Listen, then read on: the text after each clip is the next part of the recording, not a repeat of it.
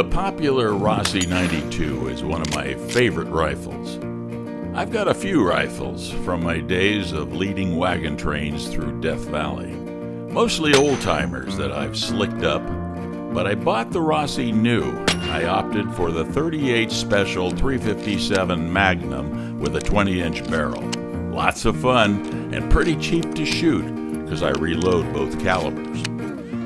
I've had to smooth some of the rough edges inside and out on her, but it was fun to do, and you can see those fixes on my YouTube video, Rossi 92 357 Tips, or making a desert rose from a cactus. I was shooting in the desert one day and suddenly the rifle jammed, and the lever couldn't be cycled. I looked in the breech and saw the ejector jammed in there. It had broken. It was lucky at the time I wasn't being charged by a pissed-off warthog or anything. I took the Rossi home and stripped it down and found that the ejector had broken where the shaft is the thinnest. I bought the rifle new a couple of years ago, and I've put less than 1,500 rounds through it. But it was past warranty, so after checking the internet and finding no new Rossi ejectors, just ejectors that required fitting, I called Rossi.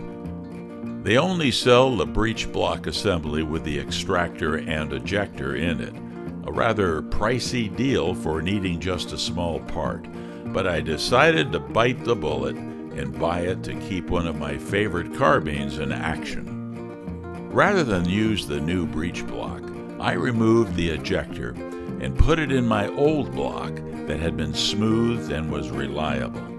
I tried putting a milder ejector spring in, but couldn't get it to slip in like the original spring, so I wound up putting the original spring and collar in and put it back together. I never had an issue with casings being slung into the next county anyway.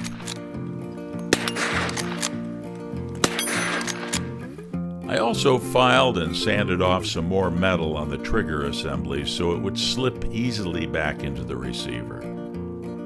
So now I have a spare breech block and extractor, and my Rossi is back online, banging gongs and warming up my favorite ranch snack, Twinkies warmed up by hot lead. Well, it's been a great day on the range. Nothing like a steaming hot cup of trail coffee and one of my favorite little snacks, that warmed up Twinkie, warmed up by a 357 Magnum. Nothing like it after a long day of herding cattle.